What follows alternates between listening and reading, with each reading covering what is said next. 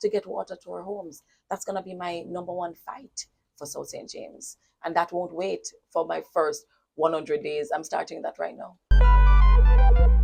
I'm Nekeisha Burchell. I'm the first female member of parliament for South St. James, elected yesterday by the people of South St. James. And how does that feel for you, being the first female MP for South St. James? It is such an awesome feeling. I know it is a job, and I know jobs aren't supposed to be, fun and exciting, especially a job in the political field. But for me, it feels good to know that people in South St. James believe in me and in the campaign I've put to them. I believe that the mandate that they have given me is to say, go and do more of what you were doing over the last 2 years, to show us that you have a plan and a vision for South St. James, and that you will be prioritizing our children, our young people, our women.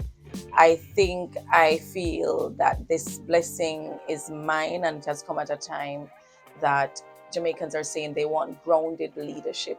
They want representatives that are of the people and from the people, and I check both boxes. So yes, today I feel good. I feel good that I have been blessed with this responsibility by my peers and my families across South St. James. The numbers in terms of the voter count, based on last night's review, it was very close. How do you feel about that? The fact that you got basically roughly 200 votes more than your rival, Mr. Homer Davis? Well, two things. We flipped South St. James. South St. James was taken by the JLP in the last election with over 2,000 votes. We were able to claw that back. And we did not go in thinking that we were going to win by such a slim margin. We were anticipating something in the 2000s or thereabout. And that's the energy we were feeling on the ground. I was surprised by the low turnout of voters, but I also witnessed for myself the measures that were used to dissuade people from staying at the polls. We had very long lines and slow lines in a number of our strong boxes, which pushed a lot of people to leave, to go to work and to do their business. But ugly win, better than pretty lose. So today I am grateful for the fact that 200 plus more South St. James residents chose Nekeisha Burchell, the Garlands gal, to represent us. Yes, and I was going to ask about that, the fact that we had that kind of lower turnout than would have been expected. Are you disappointed by that at all? It actually gives me cause to reflect, to see what more I could have done and what more I will do.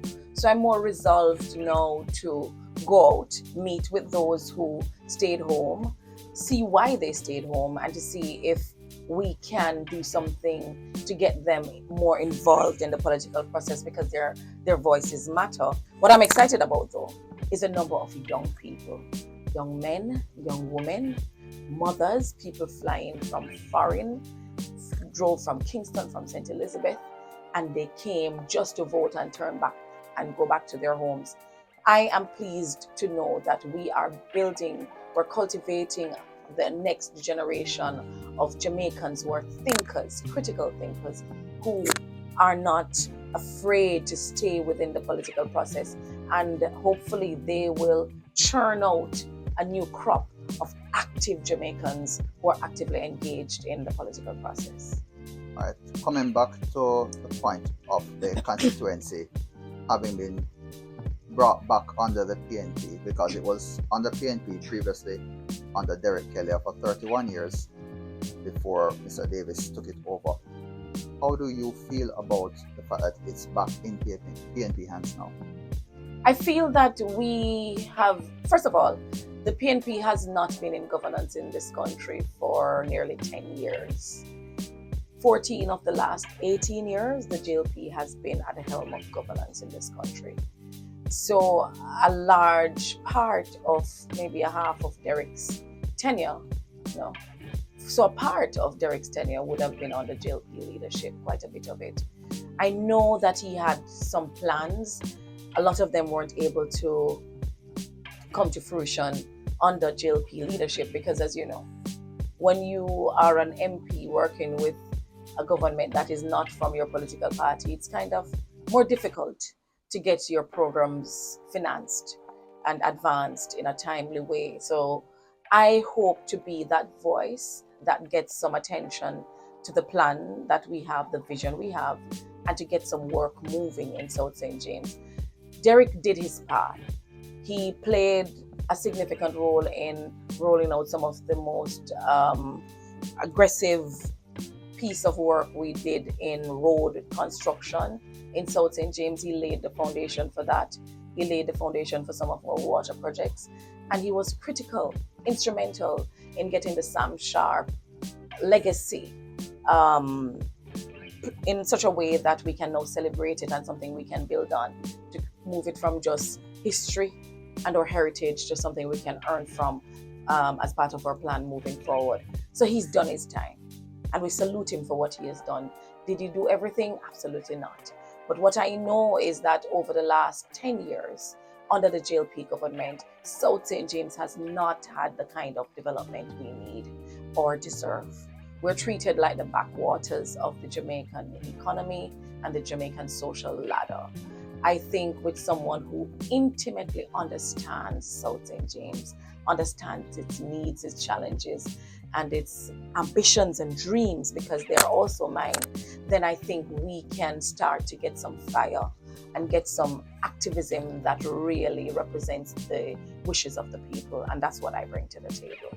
Yeah, when I nominated on August 18, I believe, I chose to use the $500 note to pay my nomination fee, because it has both Sam Sharp and Nanny of the Maroons on it. Sam Sharp, obviously, because of his connection to South St. James, his birth here, and what he was able to do for slavery, for the end of slavery rather, across the region. But Nanny, because she's the only female heroine or hero that we have, and so I'm very much proud to represent her. I take Nanny's fight, her spirit, her bite with me in this journey that is ahead of me. I will be buoyed, I know, by what Sam did for us, Daddy Sharp did for us here in South St. James, lighting the flames of freedom. And I will be further buoyed by Nanny's fight and her courage to stand up against those who thought she couldn't, as a woman leader here in Jamaica. And by extension, you want to be that influence as a female to other young girls in the constituency and beyond. And beyond, for sure. I received a voice note a couple of days ago from Ryan Simpson, who is the candidate who represented us in Northeast St. Anne, a young lady, well, a girl. I don't think she's about 8 or 6 to 8 thereabout. And she sent a voice note to say she was rooting for me. She hadn't met me. She's not from South St. James. I feel that the campaign that I did, my campaign actually energized young people, females in particular, across Jamaica, not just in South St. James. And so, yes, I will take Nanny's fight with me, and I will try my very best to be a model for other young girls out there, other Nekeishas, to let them know that they can do absolutely anything they want to do, and that they should not be constrained by society's concept of who they should be, what they should look like, what they should sound like. I want them to be comfortable in their skins and to live their best lives and their most productive lives. Okay. As the newly minted MP now, are there any particular projects that you are eyeing right off the bat? Oh, I absolutely must hit the ground running where water is concerned. Water is life, and most of the communities in South St. James do not have proper potable water coming into our homes. So I need to, first of all, jump right in, get into the research, get in with my engineers to look at what is possible. If people can get water out of deserts, why can't we get water from South St. James, where we have so many water sources? Currently, we're pumping water out of St. James into St. Elizabeth and then to Westmoreland at 2 different points in the constituency. And the communities that host the water sources do not have water in their homes.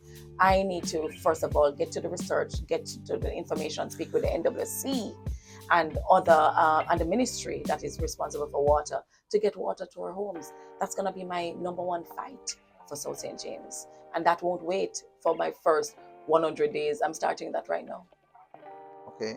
Any similar fast track projects off the bat as it relates to young people? Because you mentioned you want to. Yes. So my signature project has been a job bank that I created in South St. James that we call South Works, where I match employees with employers and I try to help them to do their resume writing to make sure it is attractive to employers. I want to beef that up now that I have the resources to do that as a member of parliament, getting more people to work, I also want to work quickly at our incubator for small entrepreneurs in South St. James. I want to transform my office into a resource center where persons can come in if they don't have the space at home to launch their businesses. A barber, a nail tech, you can get a space in my office, in the incubator, where you can stay for 6 months, let's say, and get your clients in, build your client base, get your seed capital, so you can then move out and set up your own space. I want to get that kicked off now. The resource center will also serve as a homework center for students in and around the communities that surround the office. And they can come do their SBAs, they can come in and do their homework, they can wait there until their parents are ready to pick them up. So almost like a little center where young people can come and integrate, do some social work, but also get their education on track. So I want to do some of that entrepreneur building and that social building and education building for our young children. Speaking about Garlands now, Garlands within Southern St. James, and it is your community of origin. Anything particular that you plan to do for there and the surrounding areas? Yeah, Garlands is home, and of course the water is critical to Garlands, but I want to dive into our agro-processing. I've been talking to them about how we can move up the value chain. We plant a lot of pineapples, bananas, yams and plantains, turmeric, ginger. I want to see how we can activate our cold storage facility and our sorting facilities so that we're not just selling pineapples at $30 a pound, maybe getting $200 or $300 for a beautiful pineapple, but we are now looking at how we can create purees and jams and juices and bottling it and sending it to the world as coming from Garlands in South St. James or just South St. James in general. So I want to jump into the agro-processing opportunities that are available to our people, and also with markets. I need to help them to identify more markets, steady markets that will take our crops so that we're not losing a lot of it to spoilage and stuff. So agriculture is a big thing that I'm going to be looking at for Garlands, my home, so that it can bring in the employment and that we can earn from our soil that has been so good to us. Finally, this post that you have managed to get, you've achieved it, and you achieved it the night before your birthday. Yes. How does that feel? This is the kind of birthday gift that you have. I don't know. I didn't choose the date. The Prime Minister chose September 3, and September 4 is just, I guess, my lucky day. It's the day I came. So it is a gift that I've received and I've been celebrating. I actually wanted to be in the constituency now, but the rain has held us back. Wanted to do the thank you tour and they're waiting for me, but I can't come out. My family in South St. James, I have to think about you. I don't want you to get sick. So I want you to stay tuned and I'll send more information as to when we will celebrate. It is a great birthday gift for me that South St. James has returned to the people of South St. James and the People's National Party being the unit for that. So it's a bittersweet that we did not make government though, because I think we fought hard. But I'm buoyed by the fact that we have been able to increase our margin in Parliament by over 100%, moving from 14 seats to 29 seats as we speak.